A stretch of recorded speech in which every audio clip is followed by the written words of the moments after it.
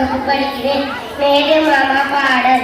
நேரு மாமா வந்தாரு, நேர்த்தியாக நின்றாரு, கதை சொல்லி தந்தாரு, கவிதை பாட சொன்னாரு, வெள்ளை புறா தந்தாரு, ரோஜா பூ தந்தாரு, பாரத நாட்டிலே பாசத்தோடு வாழவே விளையாடும் குழந்தைகளிடம் வெற்றிமையை நீக்கிவிட்டாரு, ஒற்றுமை விலையை கிடைத்தாரு. நன்றி.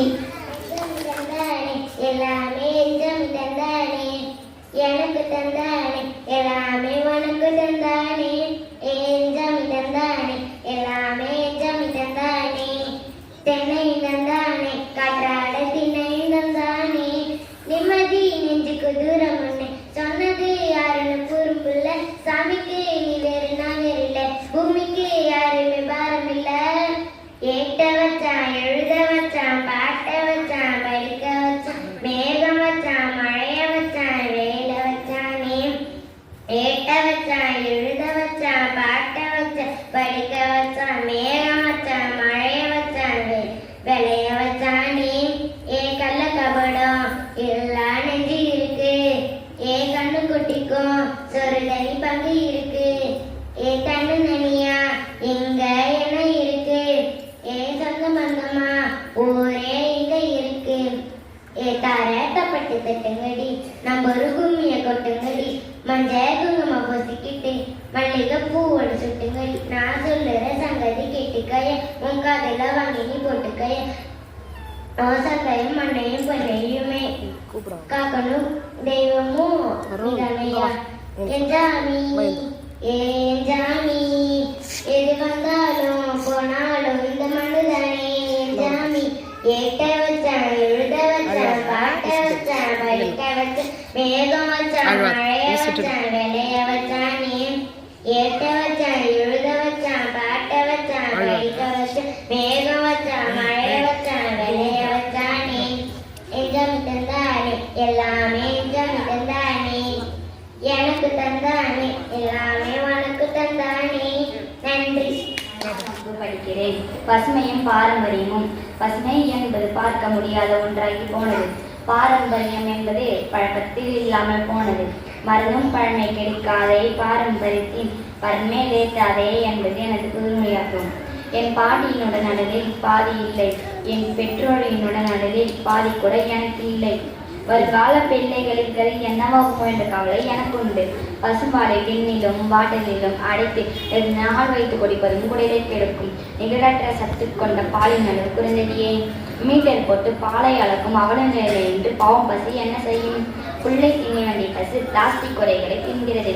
நிலத்தை மாசுபடுத்தும் நாம் இதை உணர மறுக்கிறோம். கல் வைத்து பழுக்க வைத்து கனியை உண்டால் கண் பார்வை எப்படி கூர்மையாகும்?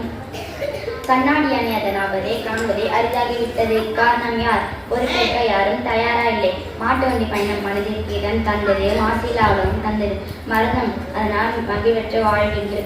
சரி, போனது போகட்டும், நாம் என்ன செய்யலாம் என்று யோசிப்போம். விளைநிலங்களில் வீடுகளாகி போயினால் பிளாட்களை மாடித்தோட்டமாகிவிட்டு ஆடம்பரமாகி போகும். மீறி மிச்சம் இருக்கும் விளைநிலங்களையாவது நாம் பார்க்க முயற்சி செய்வோம். நடந்து செல்லும் தூரத்தை நடந்தே கடப்போம். நடைபயிற்சி என்ற ஒன்றை நாம் தனியாக நேரம் எடுத்து செய்ய வேண்டியதில்லை.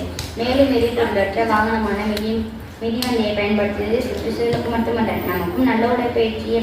விளைநிலங்களில் வேதிப்பொருட்கள் கலக்காத இயற்கை உரங்களை இடுவோம். விவசாயம் காப்போம். இன்று என் வயது 10 ஆண்டுகளை வீணாக்கிவிட்டேன். இனி ஒவ்வொரு பிறந்த நாளிலும் நானும் என் குடும்பத்தினரும் மரக்கன்றுகளை நடுவதை என தீர்மானித்துவிட்டோம். வீட்டிற்கு ஒரு மரம் வளர்ப்போம் என்பதை மாற்றி ஒருவருக்கு ஒரு மரம் வளர்ப்போம் என்பதை மறக்காமல் கடைபிடிப்போம். மக்கும் குப்பைகளை மரத்தடியிலும் வயல்களிலும் கொட்டுவோம். மக்காத குப்பைகளை என்ன செய்வது? மறுசுழற்சி செய்ய முயற்சிப்போம். முடிந்தவரை மக்காத பொருட்களை பயன்படுத்துவதை தவிர்த்து வாய்க்கு தண்ணி கொடுக்க முயன்றால் முடியாதது என்பது எதுவும் இல்லை. மாற்றமே ஒன்று, மாறாதது என்பது எதுவும் இல்லை. நாம் பாரம்பரிய பசுமைக்கு மாறும் ஒரு உதாரணமாக இருந்து மற்றவர்களை மாற்ற முயற்சி செய்வோம். நன்றி.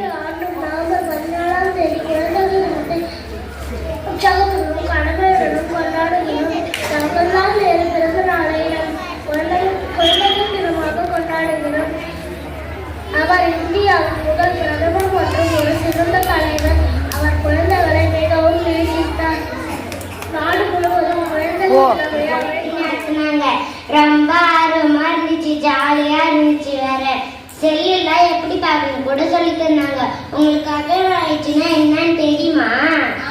தெரியுமே. நான் சொல்றதை கேளுங்க.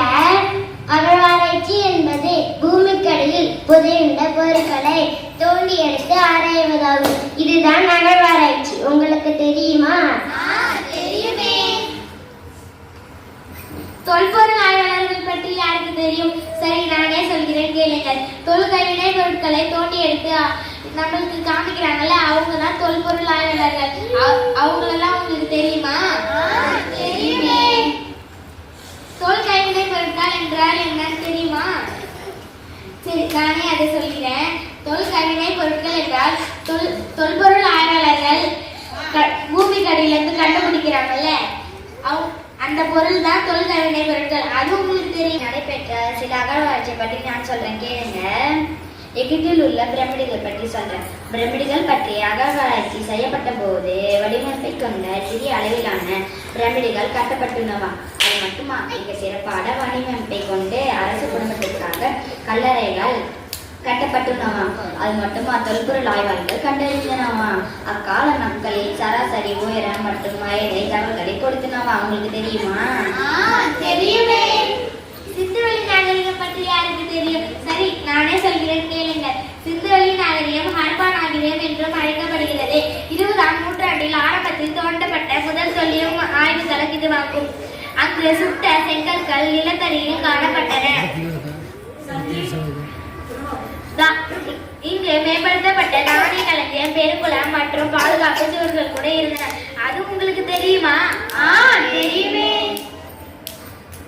சரி, ஆதிச்சநல்லூர் பற்றி யாருக்கு தெரியும்? எனக்கு தெரியும். நான் சொல்கிறேன் கேளுங்கள். ஆதிச்சநல்லூர் எங்க இருக்கு தெரியுமா? தூத்துக்குடி மாவட்டத்தில் உள்ளது.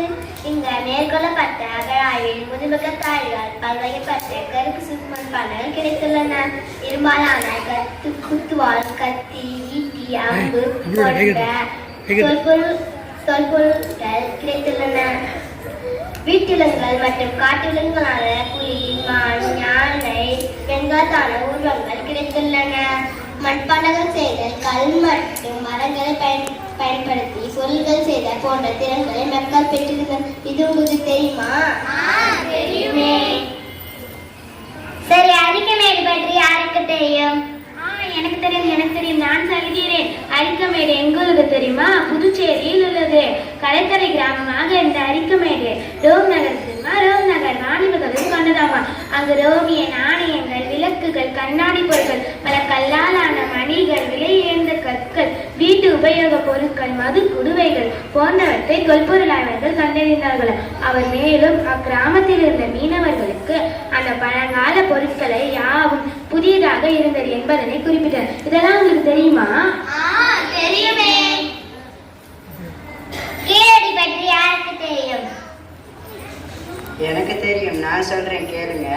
கீழடி எங்க உள்ளது தெரியுமா? கீழடி சிவகங்கை மாவட்டத்தில் தான் உள்ளது. இந்திய தொல்பொருள் ஆய்வுத்துறை திருப்புவண்ணம் தாலுகாவில் உள்ள கீழடி கிராமத்தை சங்க காலத்தைச் சேர்ந்த பழமையான நகரத்தை அகழ்ந்து ஆய்வு செய்துள்ளது. அங்க செங்கற்களால் கட்டப்பட்ட கட்டடங்கள், நன்கு அமைக்கப்பட்ட வடிகால் அமைப்பு போன்ற சான்றுகள்லாம் இந்த ஆய்வில் கிடைத்துள்ளன. மேலும் தமிழ் பிராமிய எழுத்துக்கள் பொறிக்கப்பட்டுள்ள மண்பாண்டங்கள், கண்ணாடியிலான மணிகள், செம்மணிகள், வெண்கல் படிகம், முத்துகள், தங்க ஆபரணங்கள், இரும்பு பொருட்கள், தந்தத்தால் செய்யப்பட்ட பகடை போன்றவையும் தோண்டி எடுக்கப்பட்டுள்ளன. கீழடி கிடைத்த ரோம் நாட்டைச் சேர்ந்த பழங்கால தொல்கையின பொருட்கள் இந்திய நாட்டிற்கும் ரோம் நாட்டிற்கும் இடையே உள்ள வாணிப தொடர்பை உறுதி செய்கின்றன. இதெல்லாம் உங்களுக்கு தெரியுமா? தெரியுமே. சரி, நீங்களாம் சொன்னீங்கல்ல, நான் சொல்றேன் கேளுங்க. அரியலூர் மாவட்டம் இருக்குல்ல, அரியலூர் மாவட்டம், அங்க செந்துறையில டைனோசர் முட்டை கண்டுபிடிச்சிருக்காங்களா? உங்களுக்கு தெரியுமா? அப்பாடி, டைனோசர் முட்டையா? சரி, எனக்கு 4 பாயிண்ட் சொல்லணும் போல இருக்கு. அகழ்வாராய்ச்சி பத்தி நான் சொல்றேன். அகழ்வாராய்ச்சி என்பது பூமிக்கடியில் புதையுண்ட பொருட்களை தோண்டி எடுத்து ஆராய்வதாகும். பண்டைய மனிதர்களின் வரலாறு, அவர்கள் வாழ்ந்த இடங்கள் மற்றும் தொல்பொருள்களை அகழ்வாராய்ச்சி மூலம் பகுப்பாய்வு செய்பவர்களை தொல்பொருள் ஆய்வாளர்கள் என்பவர். எகிப்தில் உள்ள பிரமிடுகள் மற்றும் சிந்துவெளி நாகரிகத்தின் பெருங்குளம் ஆகியவை உலகின் அகழ்வாராய்ச்சி களங்கள் ஆகும். ஆதிச்சநல்லூர், அரிக்கமேடு மற்றும் கீழடி ஆகியவை தமிழ்நாட்டின் முக்கியமான அகழ்வாராய்ச்சி களங்கள் ஆகும். இதெல்லாம் உங்களுக்கு தெரியுமா? தெரியுமே. டைரி வரலா வேற செய்யணும், அம்மா வேற தேடுவாங்க.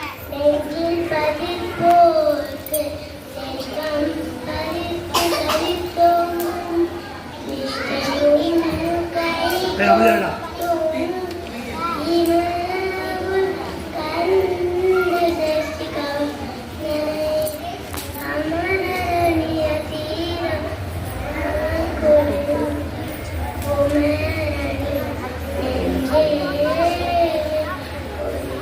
நெஞ்சே சரவண பவன் உதவும் சிங்கதிரேல் பாதம் இரண்டி கண்ணை சங்கு ஈரம் பாட பின்னியான மையன நபஸ் மை பாலன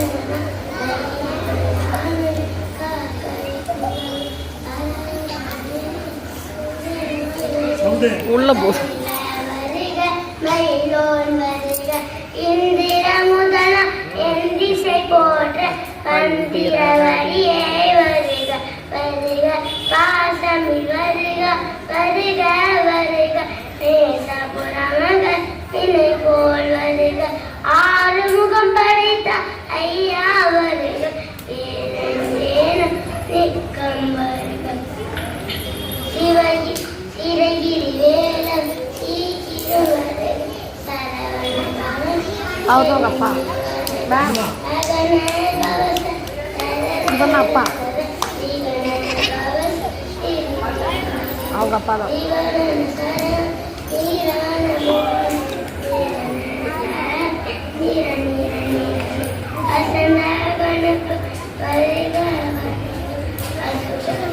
வருக